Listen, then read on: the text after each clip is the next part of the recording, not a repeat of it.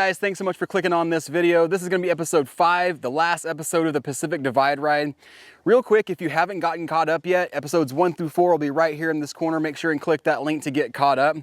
I'm super pumped about getting this episode out to you guys for a couple of reasons. One, after editing 40 some odd hours of video, I'm super excited about being done with this. And two, I'm just real pumped about it being spring, the weather's nice outside, and bringing more new content to you guys. So if you haven't yet, make sure and hit that subscribe button, and that, as well as that bell notification. That way you get notified when new videos are released. But that all being said, here comes episode 5, the last episode. I hope you enjoy it.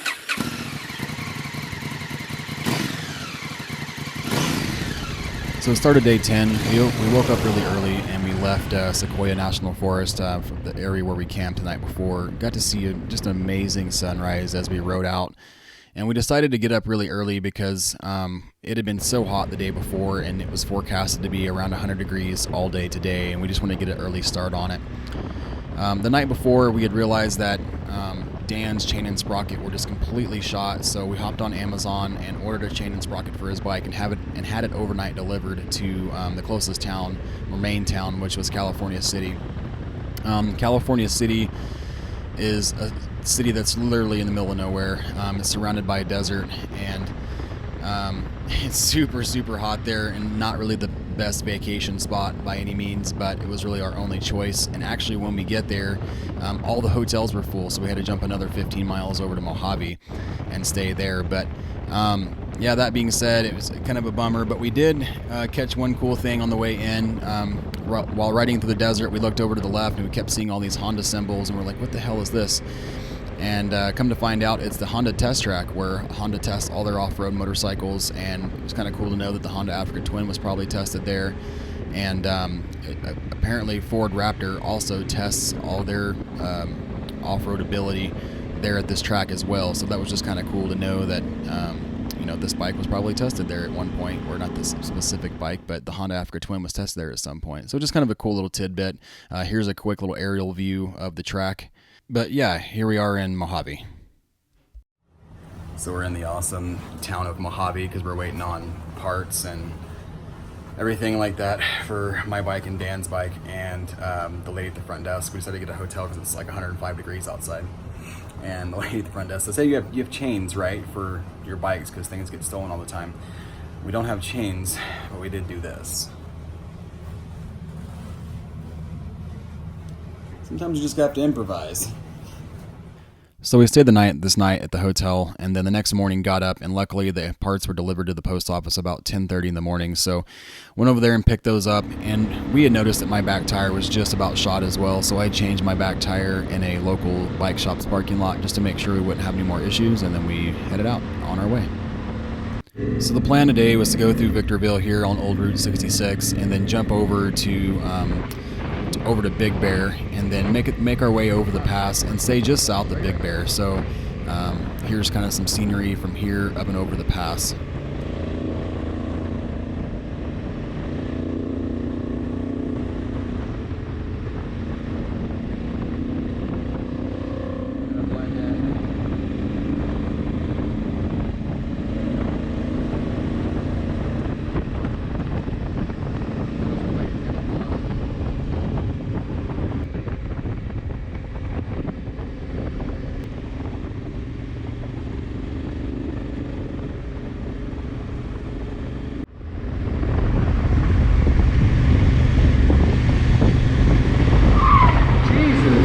So let me explain what happens here. I'm making a sweeping left turn, and this lady right here is on her phone and not paying attention, and almost loses control here in the mirror, and it was pretty scary. She came within about a foot of hitting Dan head on.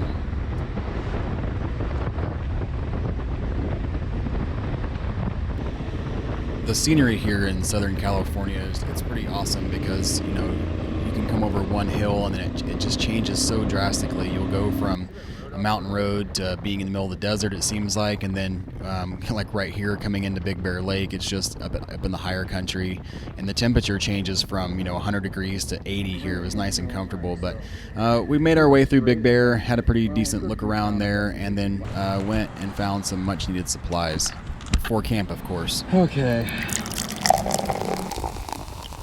Most likely our last day camping. Pretty nice little spot. Got the whole campground to ourselves pretty much. And Dan will be doing some chain and sprocket work on his bike here shortly. All right, so day 12. This is the official last day of the trip from Canada to Mexico. And it's kind of bittersweet. Some really good scenery through here, and we had some really good times on some nice gravel that you'll see here in a minute. We were able to complete this in 12 days, but to be quite honest with you, it would have been nice to be able to do it in 14 or more, just because I know, we missed a lot of things coming through, and we didn't necessarily push hard every single day, but you're covering so much country in essentially a short amount of time, so it would have been nice to take an extra day or two. We did have that half day that we took off there in Mojave to pick up parts, but it would have been nice to do this in a true 14 days. But time constraints on both parts. We had a deadline of when we had to get it done on, so we were able to finish it up. It's definitely sandy in the very middle, but so far the outsides aren't bad. So this section here is kind of a mix of the true route and kind of a modified route. We were on the true blue route and getting ready to jump on a red section where we came across a deputy who had the road closed because of a landslide. So we kind of created our own route, and it turned out to be pretty good. It was pretty sandy in some parts. This sand here looks way deeper than what it really is. And there was quite a few washouts in the road, but other than that, I mean, it was a great route. It was extremely warm though. You can see here it's in the 80s, but as we drop down into this valley, it gets up 95, 96, and again, we're not moving very fast because we're trying to take it easy and not, screw up our last day. We were all pretty tired. We were both pretty tired, and so yeah, we're taking it easy, and it makes it for a little bit warmer, especially as you get down into this valley, like I said. Kind of hoping that we can just turn off back onto the hard route where where it doesn't go down. And what I mean by that is that our entire time in the back of our mind, we were thinking that this road is going to go down into a long sand wash like riverbed, and that was one thing that we were super concerned about, just because the heavy loaded bikes, it can be difficult to ride through real deep sand. I've got some decent experience with it. Dan has some okay experience with it, but he will tell you that he is not fond of it.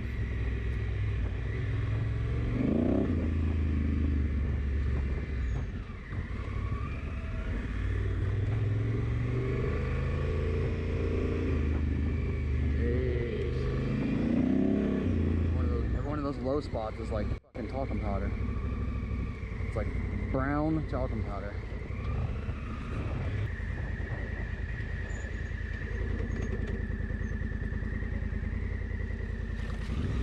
We were on the other side for sure. Nice. Good way to run it out. This is another example of how the sand doesn't look deep, but you can tell by Dan's tracks right there that it's a good 6 to 8 inches.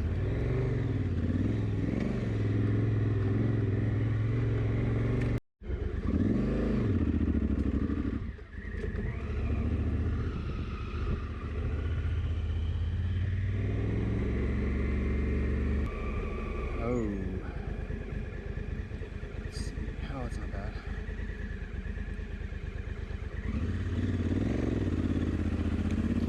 Luckily, when we came down into the bottom here, that's about as bad as it got, so it wasn't bad at all, and we got super lucky with that. So we just kind of continued on the route and followed along, and down here, like I said, there wasn't much of a breeze, and it started to warm up quite a bit. You can see it's like 90, 96 in between there, depending on where you're at.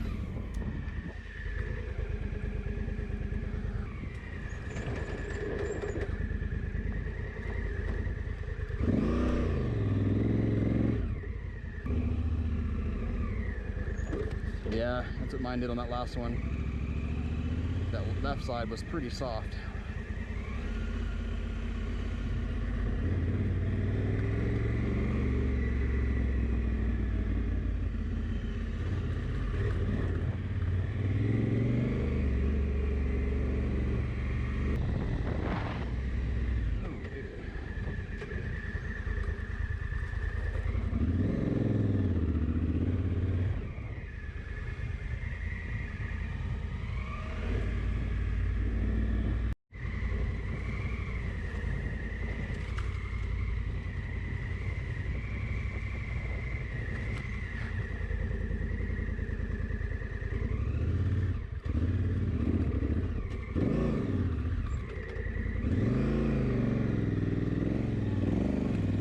sand and then wash to the right.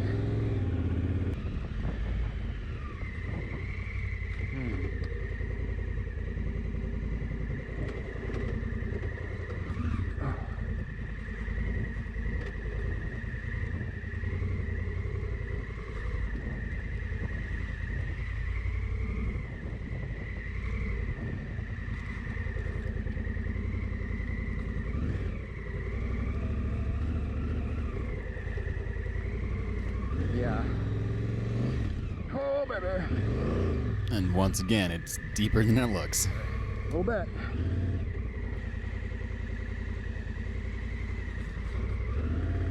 think that's all bees. Totally all bees. They're perfect. Bees everywhere. It's like Satan's trail right here. So sandy.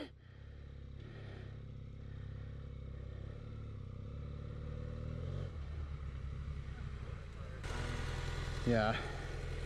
I walked over a couple of times and was like heading straight towards the bushes, and it saved itself.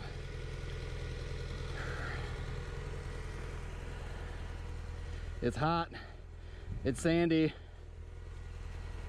We're almost done.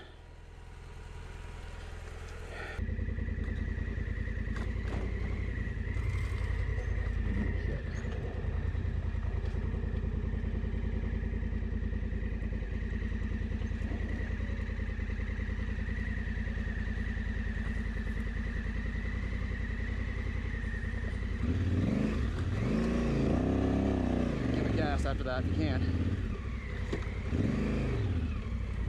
Nice.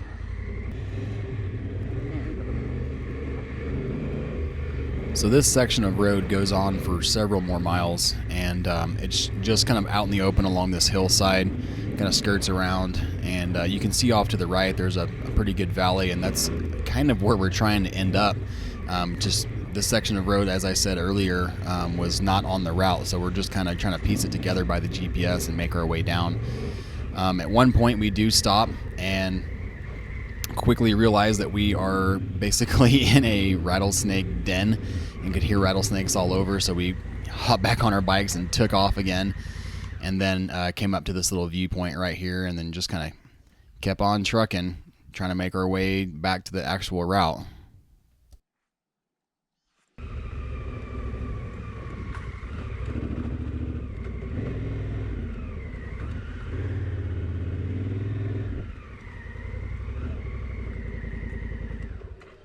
As soon as you come around this corner, there's some shade. I'll pull up a little bit.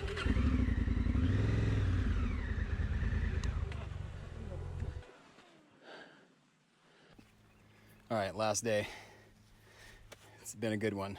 It's been nothing but sandy roads and washes, and we're up in the mountains right now. Just found some shade and getting ready to drop in the desert here shortly. And we're about 80 miles or so from Tecate, so almost done, but enjoying the shade right now for sure. It's been hot. We're over, I think we're right around 100 or over 100 right now, so. But seen some, or heard some rattlesnakes and tons of other desert freaking red wasp. That thing was all up in me just now. You can see it in the camera. Oh my god. Anyway, that's about a summary of how today's been.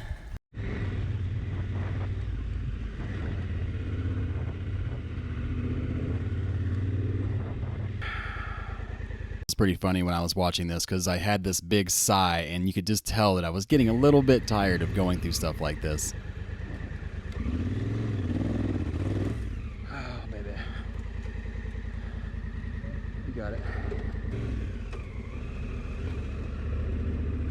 Oh, man. Stay left. We were shocked to see what you're about to see right here. It was just freaking glorious. It's a motherfucking oasis. Are you kidding me right now? Don't mind if I do.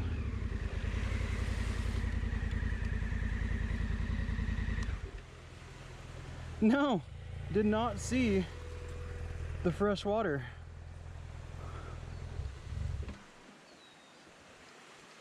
I'll take it.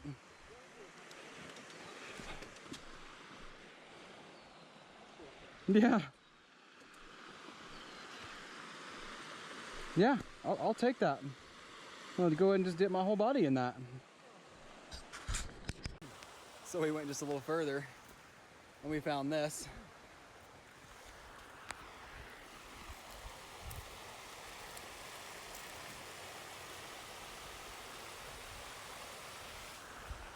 Thank you, God.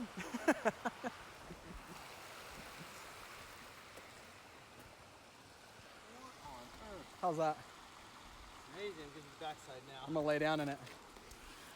This gonna be good.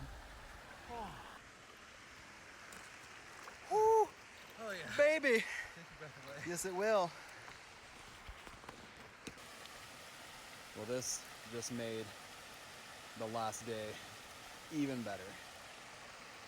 This is real nice because we were getting pretty dang hot, and I'm freaking ecstatic. Did not see this one coming.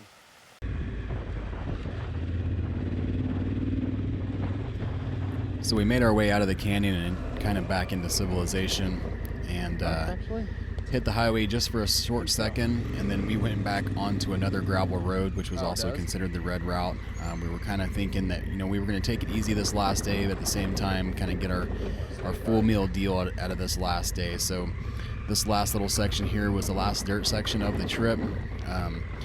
Pretty fun. It had, like you can see here, some sand washes in it and some more washouts and stuff like that. But we do eventually get back to the highway and take the green route the rest of the way to Tecate, just because it was getting to be midday, closer to 3 o'clock by the time we get out of here, and we wanted to make sure that we could go to the border, snap some photos, and then have a good place to stay this night. What is this called? Something Truck Road.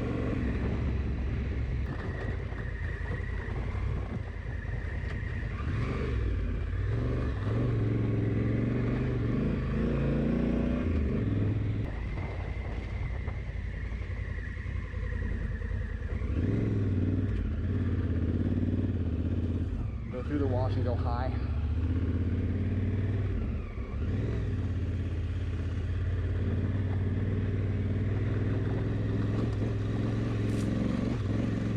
Are you down? Okay. Oh, almost went down. Stay left if you can. And the top cross over to the right. I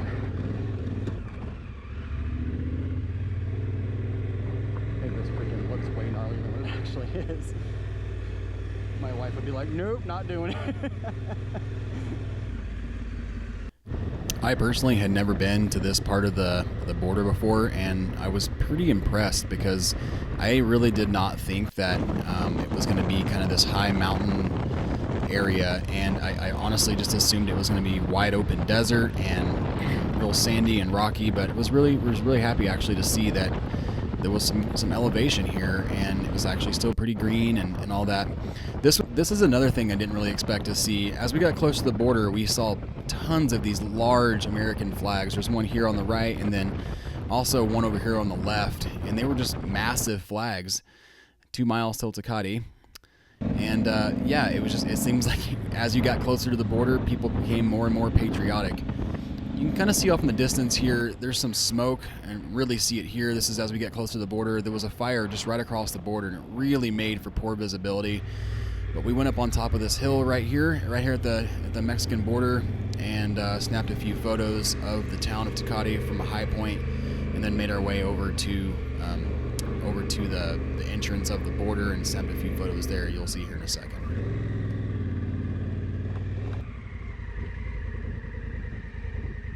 I was honestly a little surprised on how big Tecate is and how the city basically just comes right up to the border gate. It's a very populated city for, you know, what it is.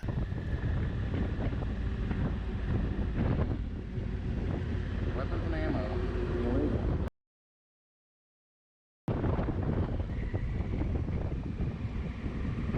So if you veer to the right here, it goes over to the border, and if you go left, it kind of just circles back. But you see a sign here that says to Mexico, and you can literally see the border. It's maybe 1,000 feet or so. So we decided to pull a little U-turn here, park, and again snap a couple photos. We thought about going up to or closer to the gate, but we just didn't want to disturb what was going on here. I mean, obviously there was a lot going on. This guy right here, this Border Patrol agent's riding around on an ATV, and we saw that quite a bit.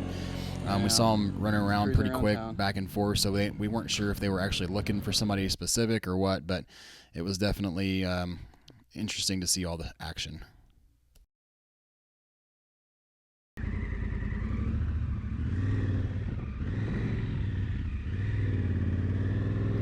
So after popping some photos, it was kind of apparent that, mission accomplished. I had noticed that there was a mini mart over here, so we decided to come over here and take a little bit of a break and kind of decide what was going to happen next. But first, we needed to celebrate, so we decided to come over here and park and, like I said, take a load off for a minute and just grab a Tecate beer in celebration of making it from Canada to Mexico and the time that we did without any injuries or any real incidents.